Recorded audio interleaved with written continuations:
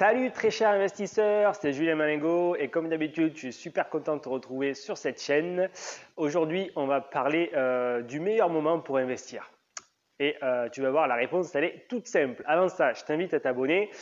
Tu recevras des pépites immobilières tous les jours. Je t'invite à t'abonner sur le site pour avoir donc des emails tous les jours et à t'abonner sur cette chaîne si tu veux recevoir des vidéos en direct sur les investissements immobiliers. Tu as aussi en dessous, en description, 4 PDF que tu peux télécharger totalement gratuitement qui vont t'aider à faire des investissements super rentables. Le premier PDF, c'est la meilleure stratégie pour maximiser ton cash flow. C'est vraiment comment faire beaucoup de cash flow en minimum d'opérations. C'est la stratégie que j'aurais aimé connaître à mes débuts, avant de faire des colocations. Vraiment partir sur des projets ultra rentables qui vont permettre de faire le maximum de cash flow avec le minimum d'opérations. Ça, c'est donné, c'est gratuit. Tu as aussi un PDF qui va t'aider à budgétiser les travaux, car il faut savoir avant de visiter combien tu en as pour faire des travaux de par les photos par exemple ou de par les détails de l'annonce, parce que si tu attends les devis, eh ben, tu vas manquer toutes les bonnes affaires. Donc ça aussi, c'est donné cadeau. Il y en a un troisième qui te permet d'investir et de gérer des biens à distance, parce que si tu restes autour de chez toi, à moins que tu habites dans une zone super intéressante pour les investisseurs, tu n'auras pas trop de chance, tu vas devoir te limiter à ta ville ou à 2 heures autour, et là, tu n'auras pas forcément les meilleures affaires. Donc si tu veux savoir comment investir à distance, regarde ce PDF, et même pour les gérer à distance, faire les visites, etc. C'est donné, c'est cadeau et c'est gratuit. Et le dernier est un autre PDF qui te permet d'être sûr de savoir si tu fais une bonne affaire ou pas. Quels sont les critères à vraiment vérifier pour être sûr de partir sur un bon coup. Donc tout ça, c'est gratuit. Profitez-en, c'est des conseils que moi j'aurais aimé avoir à mes débuts. Aujourd'hui, on parle du meilleur moment pour investir. Est-ce qu'il y a un âge? Est-ce qu'il faut attendre une certaine situation? Et la réponse est simple, il faut que tu investisses le plus tôt possible, de la bonne façon. Évidemment, il ne faut pas faire n'importe quoi, il faut te former ou te faire accompagner, mais commence dès que tu peux, que tu aies 18 ans, parce qu'il faut quand même être majeur, ou 50 ans, ça n'a pas d'importance. Le tout, c'est de commencer et de perdre pas plus de temps. Il n'est jamais trop tard et on n'est jamais trop jeune. Donc, il faut juste avoir 18 ans, être majeur pour que le banquier te suive. Et si du coup, tu as 18 ans et tu ne vas pas partir sur des gros projets, tu partiras sur de petits projets.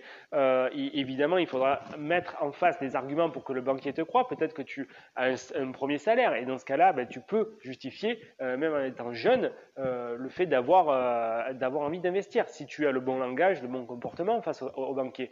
Si tu n'as pas de CDI et que tu es peut-être étudiant, aussi tu peux trouver d'autres arguments. Peut-être que tu es logé à titre gratuit chez tes parents, ou peut-être que tu as de l'épargne de côté, ou peut-être que tu es apprenti. Moi, à mes débuts, j'étais apprenti et j'ai pas osé investir, ou je ne connaissais pas, je ne m'intéressais pas à la chose.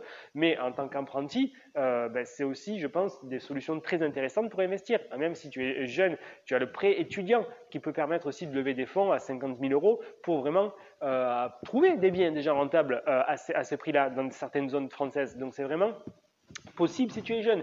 Si tu es plus âgé et que tu as peut-être 55 voire 60 ans, ne crois pas que c'est fini. Tu peux aussi arriver encore à lever des fonds. Alors peut-être que tu n'auras pas un prêt sur 25 ans, mais tu peux quand même arriver à trouver des projets très intéressants avec des durées de crédit plus courtes. Donc vraiment, il n'y a pas d'âge pour investir. Il faut le faire avec la bonne connaissance et les bonnes méthodes le plus tôt possible pour que que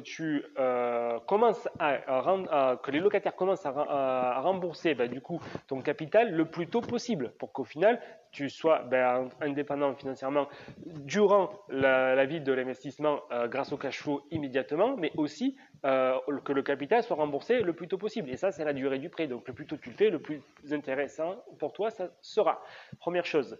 Deuxième chose, il n'y a pas de situation idéale. Il ne faut pas attendre d'avoir une résidence principale. Il ne faut pas attendre d'avoir un super job. N'importe quel CDI peut faire l'affaire. Et encore, si vous n'avez pas de CDI, que vous êtes indépendant, libéral, il y a aussi là des solutions, des moyens, des monnaies d'échange pour faire plaisir aux banquiers et lui montrer qu'ils vous suivent. Donc vraiment, il n'y a pas une situation idéale. Il faut à chaque fois adapter les arguments en fonction de votre situation. Évidemment, si vous arrivez à avoir une CDI, c'est le Graal, ça sera beaucoup plus facile. Si vous êtes fonctionnaire, là aussi, ça sera beaucoup plus facile.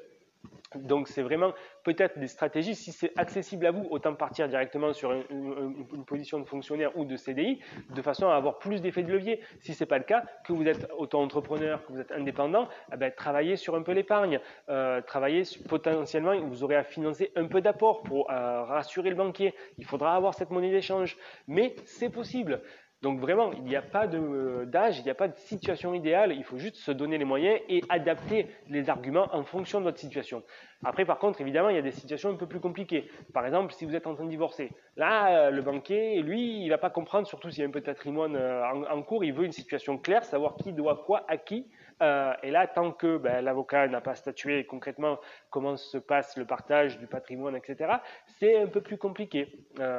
Donc voilà, il y a quelques situations qu'il faut éviter. De même, si à la fin du mois, vous êtes dans le rouge, c'est sûr, il ne va pas falloir investir, parce que ça reste une activité un peu risquée. Donc, même si on fait le maximum pour pas qu'il y ait de mauvaises surprises, il faut quand même avoir de l'épargne de côté, au cas où. Et en plus, cette épargne, c'est une monnaie d'échange pour le banquier. Donc, si effectivement vous êtes à la fin du mois dans le rouge, c'est peut-être pas forcément le bon moment pour investir. Le divorce non plus. Dans tous les autres cas, je vois pas de frein. Il faut vraiment juste simplement adapter votre situation, vos arguments en fonction de vos objectifs, du projet, du budget total, de la ville où vous investissez. Voilà, il y a plein de solutions.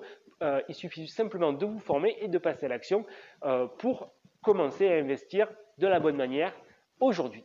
Voilà ce que je vais vous dire. J'espère que cette vidéo vous a plu. Si c'est le cas, n'hésitez pas à vous abonner, n'hésitez pas à laisser des commentaires. Même si vous ne l'avez pas aimé, laissez des commentaires, ça me ferait plaisir de débattre sur le sujet.